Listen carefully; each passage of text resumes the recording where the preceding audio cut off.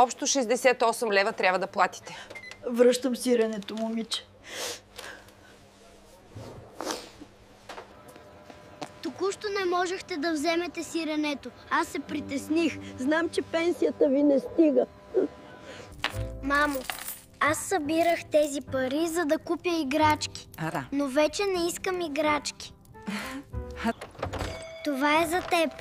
Добре, че има млади като вас. Ако имаш семейство, да пази го, чедо. Защото днес да пазиш семейството си от лоши хора вече е успех. Животът е карма. Какво пой да направиш на другите, след като добро или лошо, няма да умреш без да го преживееш и ти. Най-скъпият парфюм на този свят е мирисът на детето. Не можеш да се наситиш и никога не свършва. Аз отдавна минах възрастта, в която се учат уроки. Сега